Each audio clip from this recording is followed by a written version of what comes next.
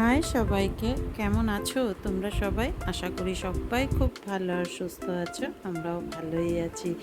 তো আজকে আমরা যাচ্ছি শিলচরের মন্দিরগুলো একটু ঘুরতে, কারণ দিনটা খুব ভালো ছিল আমাদের জন্য। সেই দিন সারাদিন আমাবস্যাও ছিল। তো ভাবলাম শিলচরের মন্দিরগুলো একটু ঘুরে আসি, তাই আমরা গেস্ট হাউস থেকে একটা গাড়ি বুক করেছিলাম। প্রথমেই আমরা গেছিলাম হলো মা কাচাকান্তি মন্দিরের উদ্দেশ্যে। তো এই মন্দিরটি হলো শিলচর শহর থেকে প্রায় 17 কিলোমিটার উদারবন্ধ জায়গা নামে আছে আর কি মন্দিরটা। আর এই মন্দিরটি হলো শিলচরের একটি বিখ্যাত মন্দির, যা দেবী কাচাকান্তি নামে পরিচিত আর কি, যেখানে মা দুর্গা ও মা কালীর মিলিত রূপ হিসাবে পূজা হয়। আর এটা কিন্তু খুব জাগ্রত একটা মন্দির। আমরা লাস্ট ইয়ারও এখানে এসেছিলাম, পুজো দিয়ে গেছিলাম। আর এই কাচাকান্তি মন্দিরটি কাছারি রাজার দ্বারা নির্মিত হয়েছিল 1806 খ্রিস্টাব্দে, কারণ কাছারি রাজা স্বপ্নে এই মন্দিরটি নির্মাণের আদেশ পেয়েছিলেন, তাই এই মন্দিরটি নির্মাণ করা হয়েছিল। কিন্তু এটার সঠিক নির্মাণের তারিখ এখন পর্যন্ত জানা যায় নাই। কিন্তু এই মন্দিরটি আসামের সাংস্কৃতিক ও ঐতিহাসিক ঐতিহ্যের একটি গুরুত্বপূর্ণ অংশ। এটি দক্ষিণ আসামের একটি জনপ্রিয় পর্যটক কেন্দ্রও বটে। তো আমরা দেখো এখান থেকে ডালা নিয়ে নিলাম, যা যা লাগে, প্রদীপ, তারপর ধূপকাঠি, ফুলের মালা, প্রসাদ, ফল, যা যা লাগে আর কি, ডালা নিয়ে এখানে সুন্দর মতো পুজো দিয়ে দিলাম। তো এখান থেকে আমাদেরকে যাব আবার দুর্গা মন্দিরে, বনদুর্গা মন্দির। সেখানে আমার ভাগ্নির ছেলে, মানে আমার নাতি আর কি, বলে দিয়েছিল ও এখানে পুজো করে সেখানে গিয়ে ভোগটা সেখান থেকেই নিতে।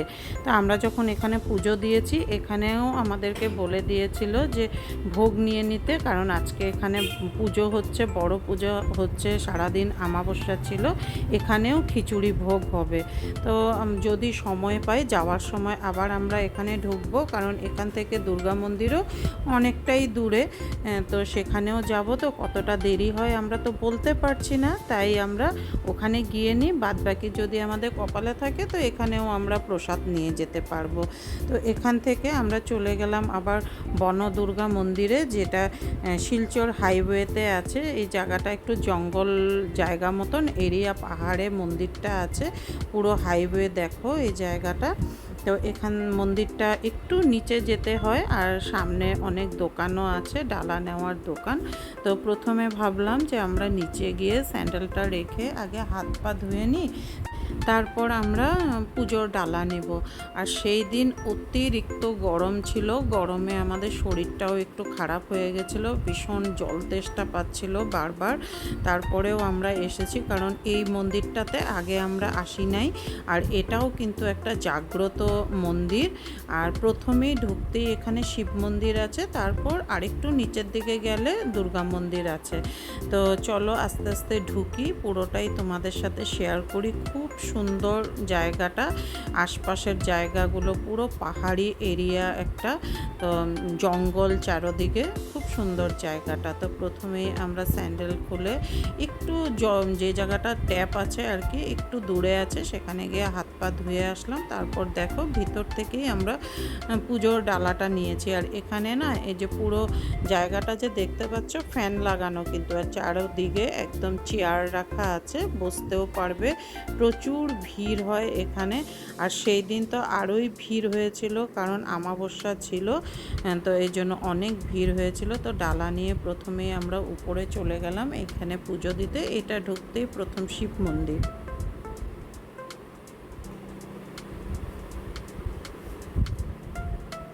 তো এখানে আমরা ফুল দিয়ে পুজো দিয়ে তারপর আবার দুর্গা মন্দিরের নিচে চলে যাচ্ছি। দেখো এখানেই সাইডে দিয়ে রাস্তা আছে, আবার পিছন দিক দিয়েও একটা রাস্তা আছে। তো এই দিক থেকেই সবাই দুর্গা মন্দির নিচে যায় আর কি পুজো দিতে।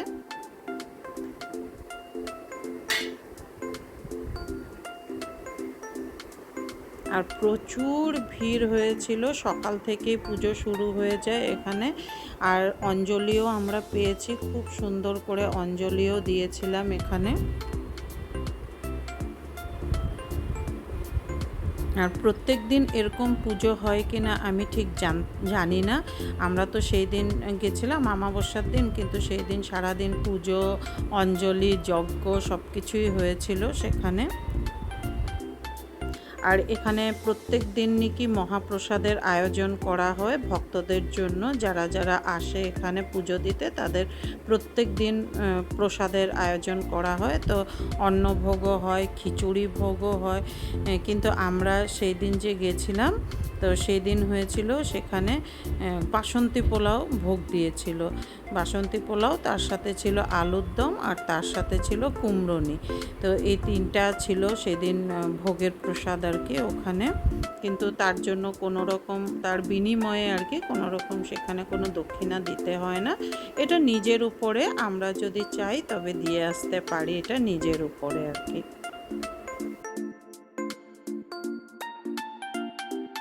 আর দেখো এখানে এত শয়ে শয়ে মানুষ আসে, সবাই কিন্তু ভোগের প্রসাদ নিয়েই যায়।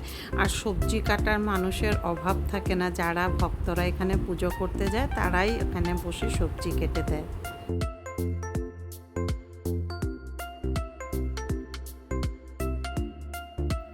মন্দিরের বাও দিকে গেলে দুর্গা মন্দিরটার দিকেও যাওয়া যায়, আর এই দিকটা দিয়ে গেলেই যজ্ঞটা দেখা যায়। দেখো এখানে কত লোক হয়েছে, কিন্তু আমরা এখানে না অন্নভোগটা নিতে পারি নাই, কারণ অনেকটা লেট হয়ে যাচ্ছিল। যজ্ঞটাই অনেক দেরি করে শেষ হয়েছে, মাকে ভোগ দেওয়া হবে, তারপর আবার যজ্ঞ শেষ হবে, তারপরেই সবাইকে ভক্তদেরকে আর কি ভোগ দিবে। তাই আমাদের জন্য পসিবল না এতটা দেরি ওখানে থাকা।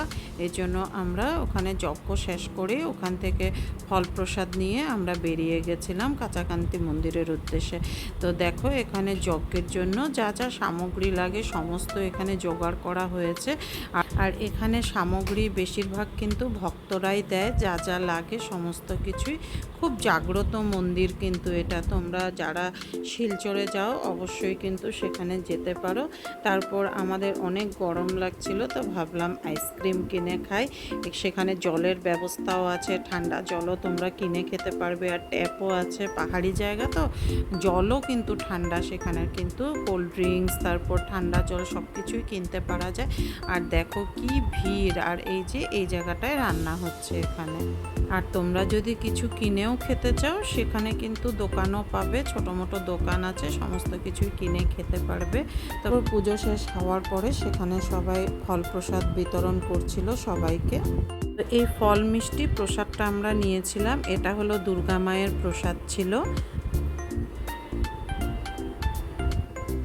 তখন প্রায় 2টো বাজে, কিন্তু আমরা 2:30টা অবধি ছিলাম। পুরো যজ্ঞ আমরা শেষ করেছি সেখানে। তারপর সেখান থেকে আমরা চলে গেছি কাঁচাকান্তি মন্দিরে, সেখানেই আমাদের ভোগের প্রসাদ নেওয়ার ছিল। মা সেখানেই আমাদেরকে ডেকেছে ভোগের প্রসাদ নিতে, তাই আমাদের এখানে আর অন্নভোগটা নেওয়া হয় নাই, কারণ 3টা বেজে যাচ্ছিল। আর আমাদের আবার শিলচর হোস্টেলেও ফিরতে হবে, অনেকটা লেট হয়ে যাচ্ছিল। তাই আমরা কাঁচাকান্তি মন্দিরে, সেখানেও খিচুড়ি ভোগ হয়েছিল, খিচুড়ি লাবড়া, তো সেখানেই আমরা প্রসাদ নিয়েছি যাওয়ার সময়। আর তো বন্ধুরা ভিডিওটা আজকে এ পর্যন্তই থাকলো। কেমন লাগলো অবশ্যই কমেন্ট করে জানিও, ভালো লাগলে কিন্তু লাইক করে দিও। আরও আসছে নতুন নতুন সুন্দর সুন্দর ভিডিও। সবাই ভালো থেকো, সুস্থ থেকো। আজকে তাহলে আসি, টাটা।